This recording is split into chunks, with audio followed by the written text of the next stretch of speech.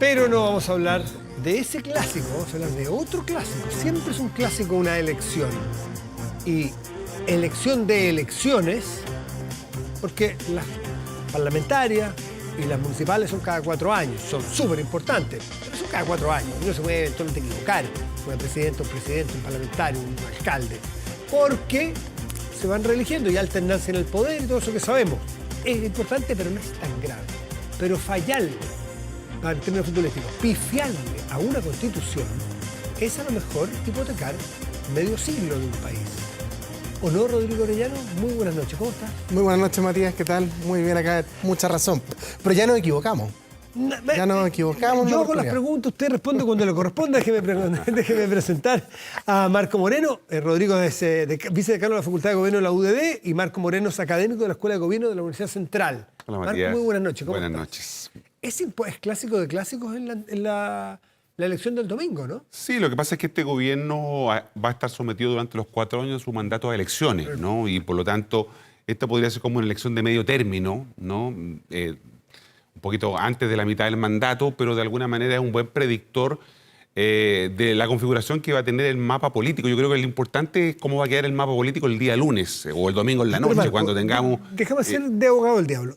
Ese análisis que es hipercorrecto, y tú eres el experto, en fin, pero ¿acaso ese análisis no es muy de expertos y académico y le estamos quitando la responsabilidad real, que es elegir un grupo de personas idóneos para redactar una constitución para 50 años, que si se lo dijéramos así a las personas, quizás tomaría más en serio algo que parece que la gente no está aprendiendo mucho? Dice que el mapa político a mí, para ver si la UDI más que PR, que el de la DC, el PPD o los republicanos, es la Constitución, ¿o no? Claro, pero cada vez más las elecciones también son plebiscitos sobre el poder, ¿no? Sobre quienes están gobernando. Y la gente, yo tengo la percepción de que no ve que se juegue nada tan dramático tampoco el próximo domingo, ¿no? Es decir, vamos a elegir a 50 personas que van a redactar una constitución, hay otro grupo de 24 que está redactando un anteproyecto, y la decisión realmente fundamental va a ser la del 17 de diciembre, cuando esto se someta a un plebiscito, la propuesta que elabore este consejo. Pero yo creo que la percepción de la gente no es tanto de que el domingo es una elección fundamental para la vida de ellos, ¿no? Por eso digo que es un plebiscito sobre el poder. Las elecciones cada vez más son plebiscitos emocionales, son otros los factores por los cuales la gente va a tomar una decisión. Es cierto lo que tú dices, que probablemente no tenga en mente la gente que tiene que elegir 50 personas, hombres, mujeres, que van a redactar un texto constitucional. Probablemente no emociones como el miedo a la inseguridad, el miedo a la desprotección de un sistema previsional, que no sabemos cómo va a ser, o de un sistema de salud que tampoco tenemos claro cuáles son los elementos y que podría estar en la Constitución, probablemente mueva de alguna manera a las personas a tomar una decisión. Pero, pero sin duda no creo que de todas maneras la gente sienta como que se le va la vida el próximo domingo. ¿Rodrigo? Sí, porque súper clásico, volviendo a la jerga futbolística, el 17 de diciembre, como dice Marco. Ahí en verdad uno se va a jugar los próximos 50 años, si es que van a aceptar el proyecto que presenten los consejeros, o de alguna otra forma vamos a dar paso a cualquier cosa que pueda venir después. Y yo coincido con Marco, esta elección, si bien se basa en personas, en ideas, en listas, en partidos, va a haber mucho también de evaluación de la gestión del momento que tenga el gobierno. Y bajo esa lógica, como dice Marco, y vimos además también la introducción, hay ciertos temas que no están vinculados directamente con el proceso constitucional, pero que se han ido tomando la agenda: la violencia, la economía, la discusión previsional, salud. Entonces, es una elección con elementos que son quizás distractores del eje central que tenemos que decidir el próximo domingo. Sí, sí. Bueno, ¿y cómo se ven? No se puede hablar de encuestas, pero sí hay aprontes. Y ustedes que trabajan en esto, me imagino que les llegarán distintos tipos de estudios y encuestas, estudios cualitativos, percepciones. ¿Cómo están viéndolo ustedes? Mira, hay cierto consenso, yo diría, entre las personas que se dedican a este tema. Esto está estudiado también por la ciencia política, de que las elecciones inmediatamente anteriores tienen un efecto, informan las elecciones inmediatamente siguientes, ¿no? Las elecciones anteriores fueron las del plebiscito del 4 de septiembre, ¿no? 62% fuimos. Que por lo tanto, entonces, debiéramos tener las fuerzas del rechazo, ¿no?, debieran volver a capturar el 60% de los votos y las fuerzas del apruebo debieran volver a tener también, a retener un 40% de los votos. Si llevamos o traducimos ese 60-40 escaños, tenemos este número que circula donde hay cierto consenso entre 30-20, 30 para la oposición y 20 para el oficialismo.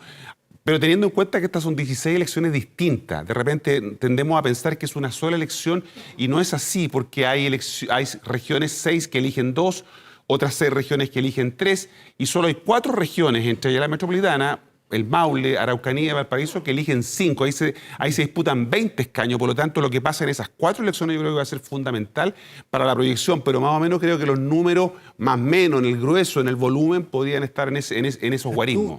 Tú no es que apostarías ni meterías la mano al fuego, pero ¿no te extrañaría que ese día fuera un 30-20? 30 para la oposición, No. 30 escaños de los Sí, 50. Se disputan 50 escaños. 30 para la oposición y 20 para el oficialismo. Claro, porque es un poco la proyección del 60-40 en términos de volumen de votos. Y ahí están los famosos 3/5, ¿eh? Que eso es re importante para la aprobación del articulado. Rodrigo. Yo creo que el domingo va a tener que analizar la elección desde 3 aristas diferentes. Una, participación, que yo creo que es bien relevante también analizar si la gente concurrió o no concurrió, cuánto votaron. Tiene efecto el voto obligatorio, que hay que volver a recordar que es con voto obligatorio, pese a que no había una campaña tan masiva como en otras elecciones. Después, efectivamente, la elección o la votación que obtenga el oficialismo y la oposición, que eso un poquito lo comentó Marco. Yo tengo la sensación que vamos a estar cerca del guarismo 30-20, más que uno distinto, más que el 25-25 que existe hoy en el Senado. Déjame apurarte un poco. Si se mueve el 30-20, ¿se va a mover al 28-22 o al 32-18? Es decir, el 30-20, ¿con cuál podría quedarse corto?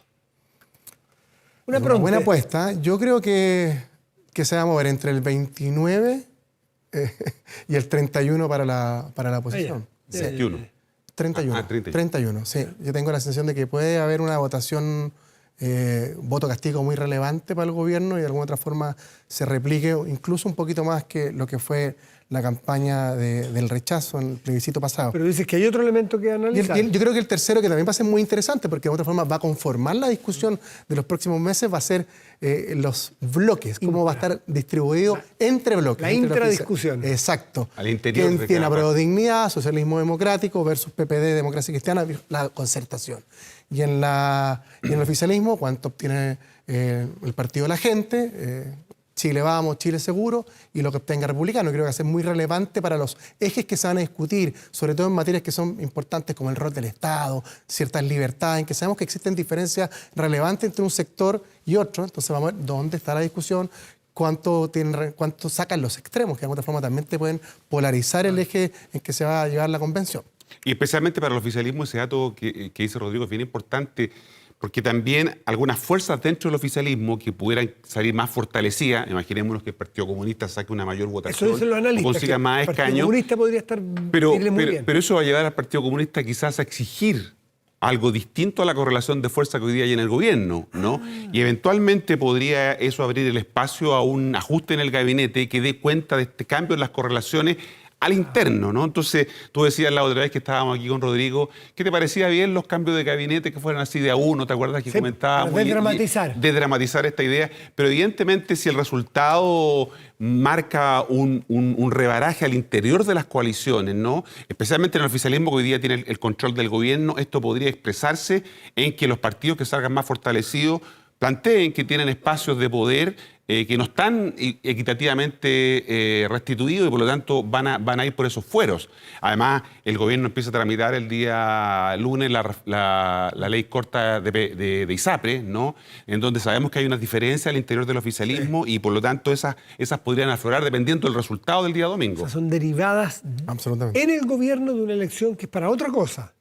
Sí, pues. ¿Tú estás de acuerdo? Yo coincido con Marco. Efectivamente, aquí hemos visto que un sector de apruebo dignidad, que lo conforma el Frente Amplio del Partido Comunista, se ha visto de alguna otra forma mermado en los últimos meses, en los últimos cambios de ministros, de subsecretarios, y efectivamente una muy buena votación versus una votación más baja que tenga el socialismo democrático puede de alguna otra forma sacar fuerza y exigir un poquito más de roles activos dentro del gobierno. De hecho, se comenta que esa noche, a diferencia del plebiscito anterior, el presidente de la República va a convocar a un pequeño comité, a muy pocos ministros, los más cercanos, para ver qué decisión van a tomar en cuanto al resultado. Algunos han dicho, Matías, que esta es una elección más bien binominalizada porque la competencia no es con el que está al frente tuyo, sino que con el que está al lado. ¿Qué es lo que pasaba en el sistema? Claro, que es lo que pasaba en el sistema compañero binominal. Ali. Porque ya decíamos con Rodrigo, el resultado más o menos va a estar en esos guarismos, ¿no? 60-40, pero lo importante es cómo el Partido Republicano y Chile Vamos, ¿no es cierto?, ven cuál de los dos hay una hegemonía de uno del otro y lo que comentábamos en el oficialismo.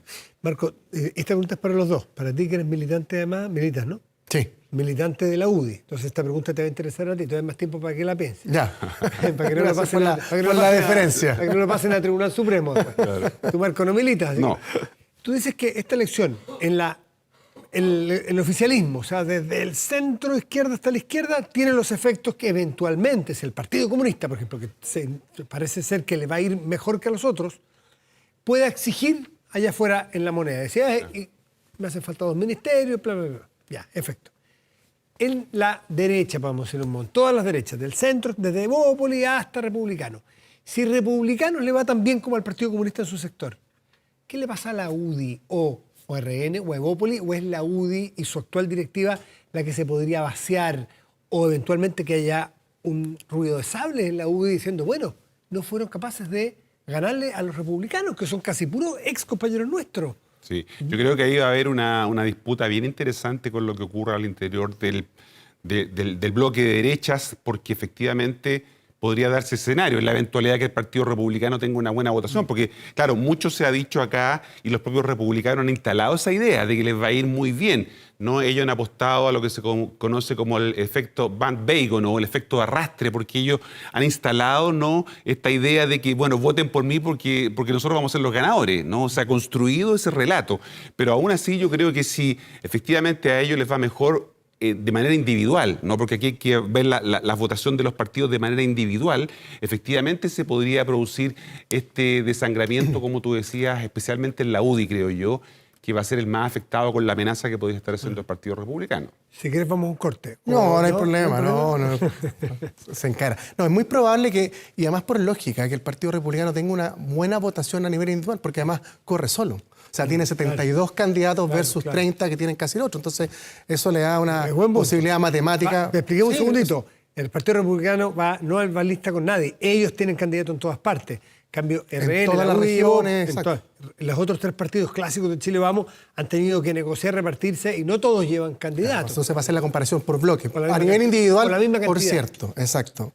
Yo lo segundo, fíjate que esta elección tengo la sensación de que Chile Vamos, y en eso incorporo a Evópolis, Renovación y la UDI, hicieron un cierto sacrificio y un costo electoral. O sea, hay conciencia de que es muy probable que gente que tradicionalmente vota por ellos no lo vaya a hacer porque el sector, básicamente el que representaba, no estaba tan de acuerdo con volver a un proceso constituyente. Y eso lo sabemos por encuestas, por sensación. Por tanto, creo que aquí las directivas de Chile Vamos, de manera responsable, porque en el momento lo pedía, más porque fue un compromiso previo a la votación del plebiscito, están haciendo un costo hundido con respecto a que haya una especie de voto castigo. Y tengo la sensación de que para analizar las directivas, uno tiene que ver el éxito del proceso en diciembre y mirar las municipales antes de empezar con cuchillos de ruidos de sable entre los partidos. ¿No temes un gran temblor el domingo en la noche si es que a Republicanos le va muy bien? No lo veo porque, y también a Chile Vamos, porque tengo la sensación de que efectivamente aquí hay una sensación de que puede haber un costo, pero que fue asumido al momento de firmar el acuerdo por Chile en beneficio de terminar un proceso constitucional que fracasó, como dijimos al comienzo. Otra pregunta, no sé si han visto algunas pintadas y unos carteles, no serán muchos, pero los hay, de que se adelantan ya, aquí vendría desde la izquierda, a un eventual, no sé si fraude o que esto prácticamente ya se sabe lo que va a ser, un poco desconocer los resultados si es que se da lo que ustedes dos dicen, que la derecha debiera ganar, según los adelantos de los expertos, 60-40, aprox, ir desconociendo desde ya el resultado de todo este proceso. ¿Ustedes creen que hay agua en esa piscina?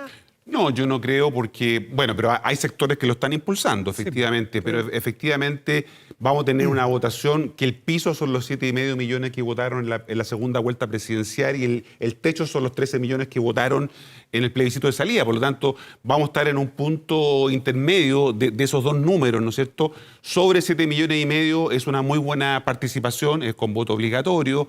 Es la primera vez que la gente va a votar en una elección donde hay distintas ofertas con voto obligatorio. Antes teníamos voto obligatorio, pero era obligatorio para los que estaban inscritos. Claro, ¿no es cierto? automático. Entonces, aquí, y se ha ido instalando esta idea de que las multas no van a correr. Yo creo que es bueno decirle a la gente que si las multas puede que se demoren, pero las multas se van a aplicar, ¿no? Y entonces es bien importante que ¿De cuánto entonces, son las multas? entre 80 y 130.000 pesos más o menos sería la multa que, Según el que tendría criterio que... del juez de policía local. Exactamente. Dale. Pero yo creo que efectivamente va a haber eso, pero no creo que sea suficiente para restar de legitimidad a un proceso que a todas luces la va a tener, porque va a tener una importante participación. Yo no he visto ninguna publicación, pero estamos habituados que en cada elección aquel sector que cree que no le va a ir tan bien empieza a buscar culpables en todos los sectores y yo recuerdo en la elección pasada, varios incluso parlamentarios de hoy en día cuestionaban el CERVEL y una de las instituciones que Chile puede darse el lujo, más allá de los errores que pueda cometer, es el CERVEL. O sea, nuestras elecciones son un lujo si uno los compara con cualquier elección del mundo. Entonces, Aquí tengo unos rayados, pero insisto, no es que sean masivos ni en todas las ciudades, ni que sea esto. Pero habrá un sector que querrá empujar a no aceptar otro fraude constitucional. Se llama la fundación o la organización que está detrás de Rebeldía y Lucha.